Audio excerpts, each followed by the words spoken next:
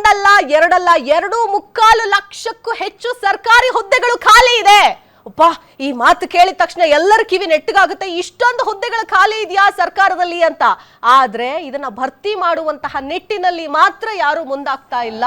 ನೋಡಿ, ಸರ್ಕಾರ ನೇಮಕಾತಿ ಅಧಿಸೂಚನೆ ಹೊರಡಿಸ್ತಾ ಇಲ್ಲ.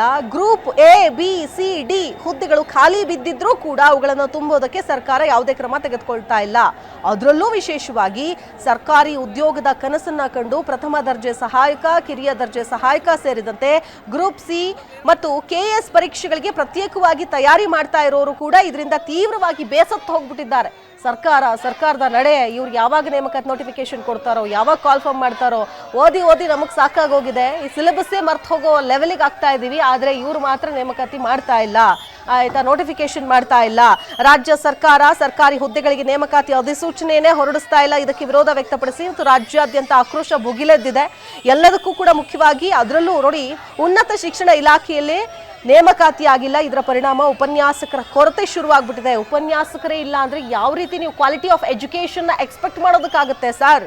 ತಕ್ಷಣ ಸಮಸ್ಯೆ ಬಗೆಹರಿಸಿ ಅಂತ ಆಗ್ರಹಿಸಿ ಬೆಂಗಳೂರಾಗಿರ್ಬೋದು, ತುಮಕೂರು, ಶಿವಮೊಗ್ಗ ಸೇರಿದಂತೆ ಬೇರೆ ಬೇರೆ ಜಿಲ್ಲೆಗಳಲ್ಲಿ ಎಬಿವಿಪಿ ನೇತೃತ್ವದಲ್ಲಿ ವಿದ್ಯಾರ್ಥಿಗಳು ಪ್ರತಿಭಟನೆ ನಡೆಸಿದ್ದಾರೆ. ಅಷ್ಟೇ ಅಲ್ಲ, ಬೆಂಗಳೂರಿನಲ್ಲಿರುವಂತಹ ಉನ್ನತ ಶಿಕ್ಷಣ ಸಚಿವ ಡಾಕ್ಟರ್ MC ಸುಧಾಕರ್ ಮನೆಗೂ ಕೂಡ ಎಬಿವಿಪಿ ಕಾರ್ಯಕರ್ತರು ಮುತ್ತಿಗೆ ಹಾಕೋದಕ್ಕೆ ಪ್ರಯತ್ನಿಸುತ್ತಾರೆ. ವಿದ್ಯಾರ್ಥಿಗಳ ಈ ಆಗ್ರಹ ಪ್ರತಿಭಟನೆಯ ಸ್ವರೂಪ ಇದೀಗ ಪಡೆದಿದೆ.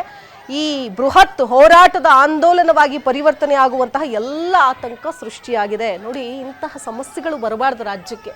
ಇಂತಹ ಪರಿಸ್ಥಿತಿಗೆ ನಾವು ಬಂದುಬಿಟ್ಟಿದ್ದೀವಿ ಅಂತಂದ್ರೆ ಇದಕ್ಕೆ ಹೊಣೆ ಯಾರು? ಸರ್ಕಾರ ಇದರ ನೇರ ಹೊಣೆಯನ್ನ ಹೊತ್ತು ಉತ್ತರವನ್ನ ಕೊಡಬೇಕಾಗತ್ತೆ, ಸಮಸ್ಯೆಯನ್ನ ಬಗೆಹರಿಸಬೇಕಾಗತ್ತೆ. ಇವತ್ತು ನಿಮ್ಮಲ್ಲೇ ಖಾಲಿ ಇರುವಂತಹ ಹುದ್ದೆಗಳಿಗೆ ಭರ್ತಿ ಮಾಡ್ತಾ ಇಲ್ಲ ಅಂತಂದ್ರೆ ಇನ್ನು ಉಳಿದಂತಹ ಖಾಸಗಿ ಹುದ್ದೆಗಳನ್ನ ಬಯಸಿ ಹೋಗ್ತಾ ಇರೋರು, ರಿಸೆಷನ್ ಒಂದ್ ಕಡೆ IT ಫೀಲ್ಡ್ ಅಲ್ಲಿ ಶುರುವಾಗಿದೆ. ಇವರೆಲ್ಲರ ಕತೆ ಏನು ಹಾಗಾದ್ರೆ? ಇದು ಯಾವುದರ ಚಿಂತೆ, ಅರಿವು ಇದು ಯಾವುದೂ ಕೂಡ ಇಲ್ವಾ? ಉನ್ನತ ಶಿಕ್ಷಣ ಸಚಿವರೇ MC ಸುಧಾಕರ್ ಅವರೇ ದಯವಿಟ್ಟು ಇದಕ್ಕೆ ಉತ್ತರ ಕೊಡಬೇಕಾಗತ್ತೆ. ವಿದ್ಯಾರ್ಥಿಗಳು ತಮ್ಮ ಭವಿಷ್ಯವನ್ನ ರೂಪಿಸ್ಕೊಳ್ಳೋದಕ್ಕೆ ಇವತ್ತು ಹಲವಾರು ಕನಸುಗಳನ್ನ ಕಂಡು ಓದ್ತಾ ಇದ್ದಾರೆ.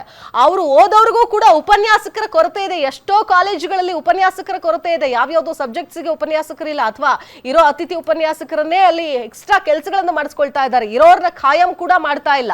ಇಂತಹ ಪರಿಸ್ಥಿತಿ ಇವತ್ತು ನಮ್ಮ ರಾಜ್ಯಕ್ಕೆ ಬಂದೊದಗಿರೋದು ನಿಜಕ್ಕೂ ಶೋಚನೀಯ ಮತ್ತು ವಿಪರ್ಯಾಸ.